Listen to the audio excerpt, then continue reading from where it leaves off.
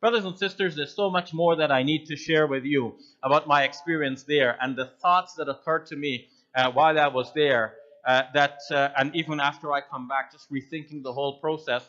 But time does not permit for all of that. But I'll give you some quick highlights about some of the things we should be aware of. There are changes happening in Saudi Arabia, and the changes are many, and they're not all comprehensible to me, but here are some of the things I noticed. Suddenly, a 5% GST was added to all purchases starting this year, to the extent that even the SIM card that I had bought, having so much credit, January 1st, immediately I got a notification saying that your credits have been reduced by the 5% for GST. So it's affecting everything. You talk to people on the street and the drivers who drive you around, and you get a very negative impression of how people are faring in that country under its laws, its regulations, and the way that some people are discriminated against. You hear news items about scholars of Islam being detained, being jailed, and even disappearing suddenly. There are changes that we do not fully understand. We know that the women will be allowed to drive starting this year, and that is something positive. I look forward to that. I've waited for that for a long time.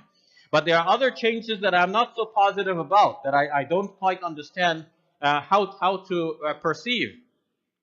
Cinemas will be open after they have been closed for such a long time. And one of the reasons for that is that not only is there a 2030 vision, and they want by the year 2030 that certain changes should be implemented in Saudi Arabia, but there is also the reality on the ground. Did you know that people in Saudi Arabia wanting to watch movies, they fly over to Bahrain, where they can watch the movies and come back in a day? And people do this at the cost of 1,200 riyals per person for a day trip to go and watch the latest movies. As soon as they are released, then they come out in the movie theaters in Bahrain. Now you might think, okay, Bahrain is a country, they have their citizens, they have their movie theaters, and most of the people who go to the movie theaters in Bahrain must be Bahrainis, right? But it turns out that what I read on the internet this morning is that 93% of the tickets, the movie tickets that are sold in Bahrain, are sold to Saudis. And that's got me thinking, people are leaving all of the comforts of this world and the luxuries and all of the movies and the Netflix and everything, and they're going on a flight to Saudi Arabia because they want to go make Hajj and Umrah. They want to visit these holy places. They want to pray in Masjid al-Haram and in Masjid al-Nabawi. And the people who are there, they want to fly to Bahrain to go and watch a movie? I'm not saying that something is wrong with watching movies. I understand the idea that people have to be holistic, and there's so many different areas of life. And yes, we need recreation, we need some entertainment, and so on, halal ones. But to that extent?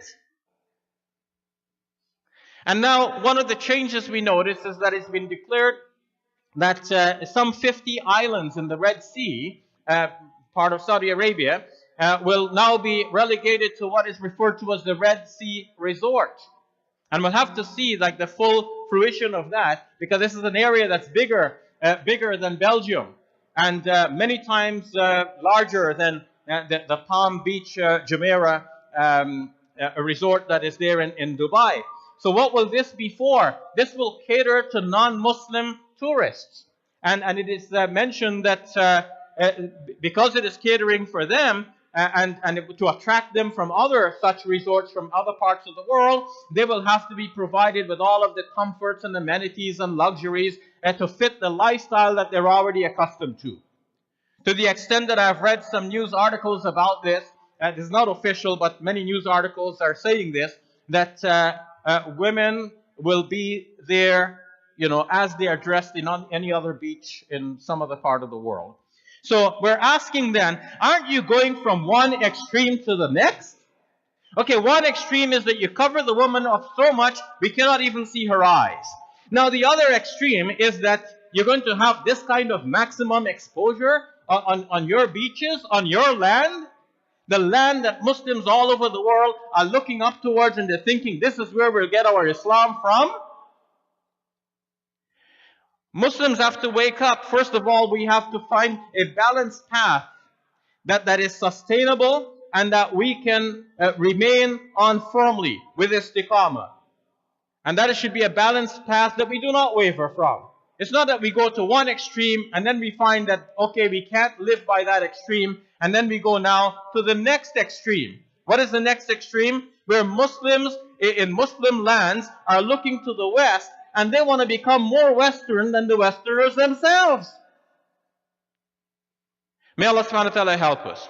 We pray that Allah subhanahu wa ta'ala will protect the Holy Lands, and that Allah subhanahu wa ta'ala will protect the Muslims all over the world, and that Allah subhanahu wa ta'ala will use the sacred centers of Islam as the starting point from which His blessings and His guidance are distributed throughout the entire world. Ya Rab, we ask you to use us as instruments for conveying the message of your religion to the rest of the world, Ya Rab.